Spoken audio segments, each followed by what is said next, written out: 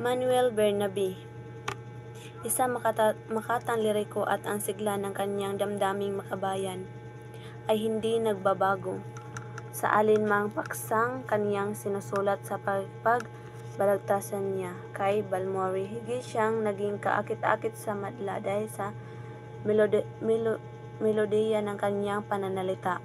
Pinagtanggol niya ang Olvido na nanguhulugang limot. Narito ang taludtod ng kanyang binigkas.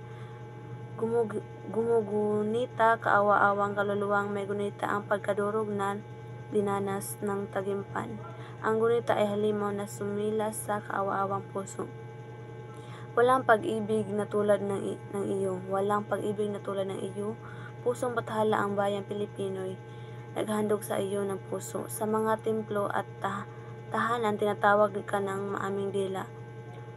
Maghahari kang walang maliw mula sa apari hanggang hulo.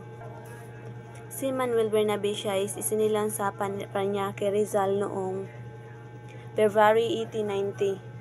Karapat-dapat siyang ni Jesus Balmori dahil siya ay isang makatang liriko noong 1929. Ang kaniyang mga tula ay tinipon sa isang aklat na pinamagatang Cantos del Tropico. Mga awit ng tropiko. Ang sumusunod ay salin ng kaniyang akdang No Mas Amos QL Toyo, pag-aaral at pagpapahalaga sa panitikang Pilipino ni J.K. Del Rosario at M.S. Ramos. Claro M. Recto, isa siyang matayog at dakila sa pananalita at pamamakas sa panitikang Kastila. Tinipon niya ang kanyang mga tula sa aklat na pinamagatang Bajulos Cocoteros sa ilalim ng niyugan. Narito naman ang ilang bahagi ng kanyang isulat para kay Rizal na pinamagatang Ante el Martir. Tagalog na manunubos ang banal na isip na ipinunla mo sa kaluluwang Pilipino ay matipuno ng pananim ngayon na naninibol sa bawat dibdib at lumalaki pinamumulaklakan ng mga simulaing makabayan.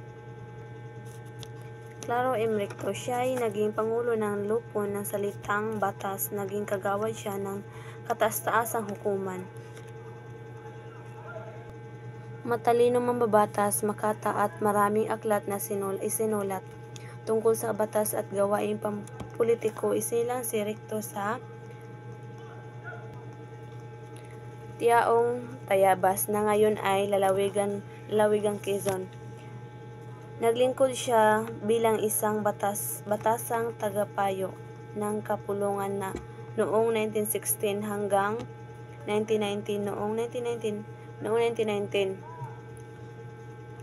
Noong 1919 ay inihalal siyang kinatawan ng Pangulong Distrito ng Batangas at naging pangulo siya sa mahabang kapulungan ng Menorya.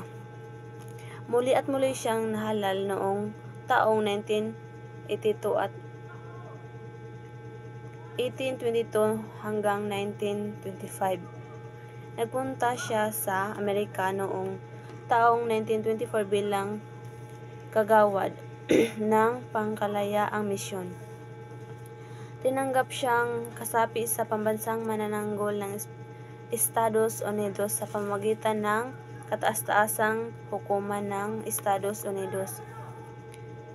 Nahalal siya sa Senado noong 1931 at naglingkod bilang puno ng Menorya sa loob ng 3 taon. Muli siyang nanungkulan bilang senador ng mahalal na muli noong 1941 at muling mahalal noong 1949. Naging kinatawan siya sa Pilipinas sa panandaigdig na hukuman sa Haguinitilan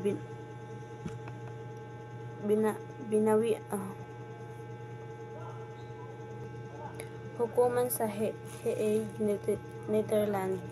Binawian siya ng buhay noong October 2, 1960 salin ng tulang Misuzabi ni Claro H. Recto.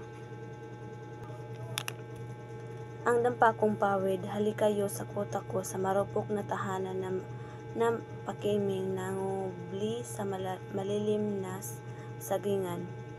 Masok kayo ng maingat, pawid lamang at kawayan, ngunit siyang dambana ng ligpit kong pamumuhay.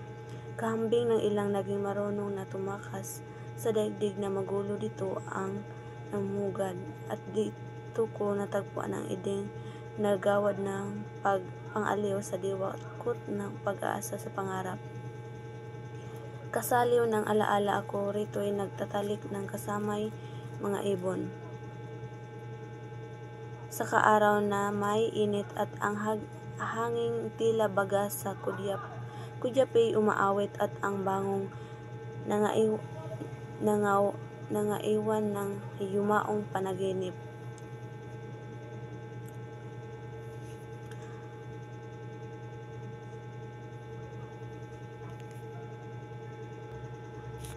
Ang dalit sa kabukiran ng budyat, ang dapit hapon na sa oras ng pagdalangit, sa pagsapit ng orasyon, tila baga nagdarasal, tila baga lumalangoy na malungkot na ng awitin ng tumakas na panahon. Ako rito kung abutin ng gabing may panambitan sa ulilang pag-isa, ay para kung nananam ang tamis ng malulugod na sandaling kaaliwan na hindi magbabalik sa bilis ng paglisan. Kung ang dusay nakabitin, tinutungo ko ang gubat na ang aking ginuguni, punong-puno ng pangarap. Sa ilaw na mahiwagan ng tanawing namamalas ang diwa ko'y bumabata kay bathala na akyat sa itaas, ang lahat ng may liwanag sa maningning, nagbibigay kasiglahan sa matatag na mithiin, at sa aki wari namang nagsasabit, nagtuturing ng lihim na mabibigat sa kabilang buhay natin, at ang buwang nag-iingat ng herap ko't kasabian ng nagsasabog sa hardin ko ng liwanag ng malamlam.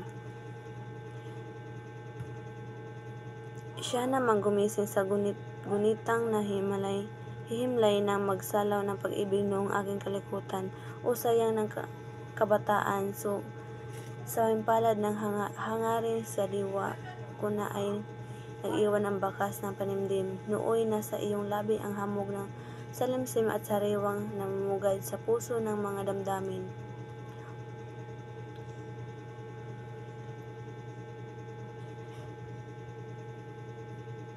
Sa ilalim ng malunting mga dahon ng niyogari na namumugad ng ligaya at ang pighati, tumatanian, dito'y walang naghahari kundi pawang kapurihan, at ang imbing pagnanais sa puso ay walang puwang.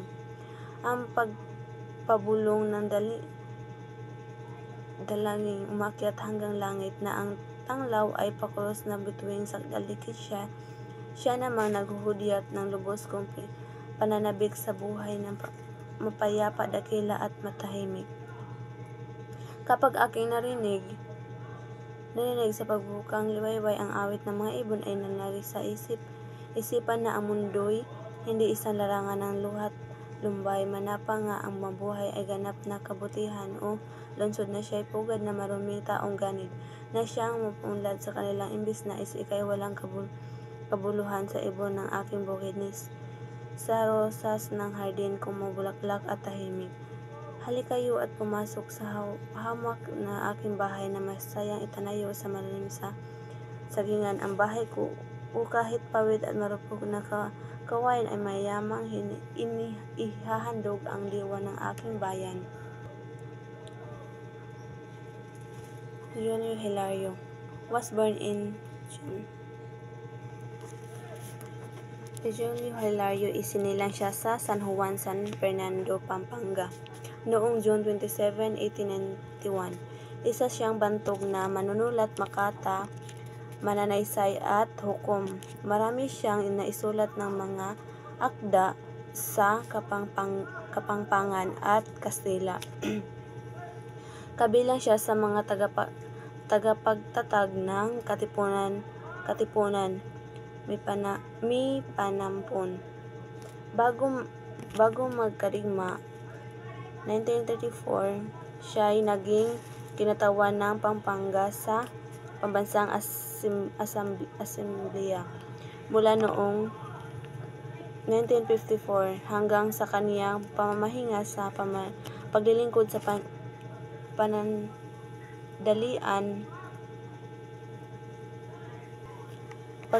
sa pamahalaan noong July 27, 1961. Siya ang hukom ng unang dulugan sa Tarlac. Isa siya sa hinirang ng Pangulong Quezon na kagawad ng surian ng wikang pambansa bilang kinatawan ng wikang Kapampangan. Kasapi siya sa lupong pangkasaysayan ng Pilipinas hanggang sa kaniyang kamatayan noong July 1963.